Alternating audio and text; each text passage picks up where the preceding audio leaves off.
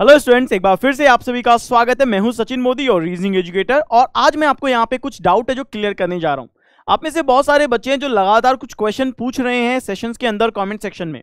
आपका पहला क्वेश्चन ये आता है कि LIC-WO का एग्जाम और जो ADO का जो एग्जाम है उसके प्रीलिम्स के और मेंस में क्या डिफरेंस है, क्या इनका एग्जाम पैटर्न अलग होगा, क्या ये टफ होगी, क्या ये टफ एग्जाम है या नहीं है। पहला क्वेश्चन आपका ये आ रहा है। दूसरा है कि LIC-WO और ADO में क्या अंतर है, इसमें क्या काम करना होता है, यानी इसकी वर्किंग प्रोफाइल क्या है, राइट, इसमें क्या क्या जॉब लोकेशन होती है या क्या काम करना होता है, ये आपका क्वेश्चन आ रहा है। तीसरा, क्या LIC-ADO का जो जॉब है क्या ये कंफर्म जॉब है या गवर्नमेंट जॉब है या नहीं है, ये एक क्वेश्चन है। और चौथा, क्या LIC-ADO एंड AO में क्या काम करना होता है, लाइक बेसिकली वही चीज यहाँ पे आगे रिपीट हो गई है। तो एक चीज जो आपकी यहाँ पे बन रही है वो मैं आपको बता देता हूं, वो आ रहा है आपका हैंड रिटन डिक्लेरेशन। ठीक है, कि हैंड रिटन डिक्लेरेशन में हमें क्या लिखना होगा, क्या टाइप करना होगा, ये आपको बताना है। तो ये चीज और मैं आपको यहां पे बता देता हूं, तो बड़े ध्यान से सुनिएगा, ये सारी चीजें मैं आपको यहां पे बता देता हूं। तो सबसे पहली बात तो यहां पे कि LIC-AO और ADO के एग्जाम में देखिए, अगर मैं यहां पे बात करूं तो ये है मेरा असिस्टेंट, ठीक है, administrative officer exam, right, assistant administrative officer है ये। और ये जो मेरा एग्जाम है ये मेरा ADO का पोस्ट है, राइट, अप्रेंटाइज डेवलपमेंट ऑफिसर। ठीक है, तो सबसे पहली बात तो ये तो क्लियर है दोनों, देखो कि दोनों की दोनों जो एग्जाम है ये ऑफिसर लेवल के एग्जाम है, यानी ऑफिसर स्केल का एग्जाम है दोनों की दोनों। ओके, तो पहली बात तो क्लियर है कि इसका जो पेपर होने वाला है ये आप ये ले सकते हैं कि आपका जो RRB PO का जो लेवल होता है ये उसी लेवल का एग्जाम होगा, उसका प्रीलिम्स भी उसी लेवल का होगा, मेंस भी उसी लेवल का होगा। ओके, तो पहली चीज तो ये क्लियर रखिए कि ये एक ऑफिसर स्केल का एग्जाम है, दोनों ही एग्जाम आपके ऑफिसर स्केल के हैं, बस ये एक डेस्क जॉब है और ये एक मार्केट जॉब है। ओके, ये दोनों की दोनों डिफरेंट जॉब प्रोफाइल इनकी अलग है, लेकिन दोनों की दोनों जो एग्जाम है ये ऑफिसर स्केल के एग्जाम है। पहली बात क्लियर है। दूसरा, ADO और AO के अंदर क्या अंतर है, इसमें क्या काम करना होता है।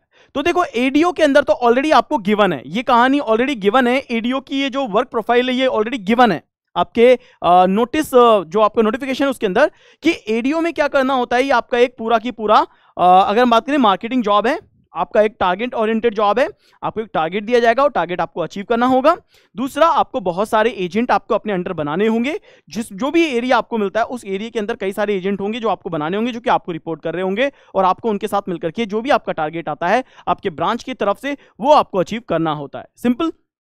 तो एक ADO का जो पोस्ट है वो केवल यही है कि उसका पूरा की पूरा जो भी वर्क प्रोफाइल होगा वो टारगेट पे बेस्ड होगा। ओके, 2 साल तक आपको जो भी टारगेट दिए जाएंगे वो टारगेट अचीव करने होंगे, 2 या 3 साल के बाद आपका कंफर्मेशन आ जाएगा और कंफर्मेशन के बाद फिर से आपके टारगेट रहेंगे, लेकिन हमेशा आपके पास कुछ टारगेट तो रहेंगे, पर इट्स अ गवर्नमेंट जॉब। आपके कंफर्मेशन के बाद ये कंफर्म हो जाएगा कि आप एक गवर्नमेंट एम्प्लॉय हैं, राइट। अगर हम आगे बात करते हैं कि AAO के अंदर क्या होता है, तो देखो AAO का जो पोस्ट होता है बेसिकली ये एक डेस्क जॉब होता है, और डेस्क जॉब के अंदर कई सारे काम होते हैं जो कि आपको यहां पे ऑलरेडी मैंने बताए हुए हैं। सबसे पहला यह है कि फॉर्मुलेट करना न्यू स्कीम्स को लेकर के, और जो भी आपकी इस समय एग्जिस्टिंग पॉलिसीज है उन पॉलिसीज को चेक करते रहना। दूसरा आपका काम आता है मैनेज करते रहना, और जो क्लेम आते हैं, सेटलमेंट आते हैं कस्टमर्स के, उन्हें फिल करते रहना। यह आपका AAO का एक वर्क प्रोफाइल होता है।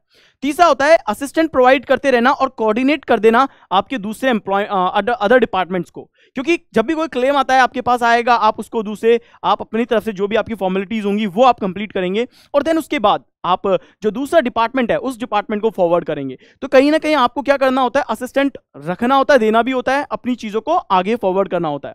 चौथा होता है to complete the work as assigned by the higher authority. ठीक है, आप अपना काम कंप्लीट करेंगे, कंप्लीट करने के बाद आपसे ऊपर पोस्ट पे भी कोई काम कर रहा होगा, आपको अपनी फाइल को वहां तक पहुंचाना होगा ताकि वहां पे भी जो भी चीजें होंगी वो क्रॉस चेक की जा सकेंगी। इसके बाद आता है इंटरेक्ट करना with the customer and solve their queries, यानी कि ये तो आपको पता है कि अगर आपका एक डेस्क जॉब है तो डेफिनेटली बहुत सारी क्वेरीज कस्टमर की होंगी, कई सारे ऐसे प्रॉब्लम्स होंगे जो कस्टमर आपके सामने लेकर के आएंगे, तो वो आपको क्या करना होगा, दूर करना होगा, कस्टमर की प्रॉब्लम को रिजॉल्व करना होगा। तो ये जो वर्क प्रोफाइल है, ये वर्क प्रोफाइल आपका किसका आता है, AAO का आता है। तो यहां पे ये चीज बिल्कुल क्लियर हो गई है सबको, ठीक है। तो यहां पे पॉइंट ये क्लियर हो गया हमारा कि हाँ ये हमारी क्वेरीज थी कि भाई क्या काम करना होता है। अब आता है कि क्या ये गवर्नमेंट जॉब है या नहीं है। तो मैंने आपको ऑलरेडी बताया कि 2 साल तक आप एक प्रोविजन पीरियड में होते हैं, आपको एक टारगेट दिया जाता है, टारगेट आप अचीव करते हैं, आपके नीचे बहुत सारे जो है एजेंट काम कर रहे होते हैं, आपको उन एजेंट को ट्रेन करना होता है ताकि वो सेल अच्छे से पिच कर सके, अपने LIC की जो पॉलिसीज हैं वो पॉलिसी होल्डर तक पहुंचा सकें, उनकी क्वेरी को खत्म करके ज़्यादा से ज़्यादा LIC के पॉलिसी होल्डर वो बना सके, राइट। तो एक टारगेट होता है 2 साल तक का, जैसे आप इसे कंप्लीट कर लेते हैं आपका प्रोविजन पीरियड खत्म होता है, आपको गवर्नमेंट जॉब मिल जाता है। लेकिन गवर्नमेंट जॉब के बाद भी आपका टारगेट हमेशा रहेगा, वो टारगेट आपको अचीव करते रहना होगा। लेकिन ऐसा ध्यान रखिएगा, इसका एक सबसे पॉजिटिव पॉइंट क्या है, मैं आपको इसका एक पॉजिटिव पॉइंट बताता हूं, ठीक है, जो कि मैंने पूछा था और मैंने पूछने के बाद मुझे लगा कि मुझे आपको बताना चाहिए। LIC ADO की पोस्ट में सबसे बड़ा बेनिफिट ये होता है कि आपको सैलरी के साथ साथ इंसेंटिव एक अच्छा कमाने का मौका मिलता है। अगर आप एक अच्छी पॉलिसीज को सेल कर लेते हैं, बहुत सारे कस्टमर तक आप LIC की पॉलिसीज को पहुंचा देते हैं और आप अपने टारगेट से भी ज्यादा अचीव कर रहे हैं, राइट, आप ज्यादा से ज्यादा पॉलिसी तक पहुंचा रहे हैं, तो आपको एक अच्छा इंसेंटिव मिलता है जो कि आपकी सैलरी के साथ ऐड होकर आता है। इसका मतलब है कि आप किस तरीके से अपने आप को ट्रेन करके अपने कस्टमर को वो पॉलिसी बता रहे हैं, उसके ऊपर सब कुछ डिपेंड करता है, क्योंकि सैलरी तो है लेकिन इसके बाद इंसेंटिव आपके पास बहुत सारा होता है। तो ये एक सबसे बड़ा एक अच्छा पॉजिटिव पॉइंट भी यहाँ पे। फिर आता है कि सर हैंड रिटन डिक्लेरेशन के बारे में, कि ADO की पोस्ट में सर हैंड रिटन डिक्लेरेशन में क्या भरना होगा।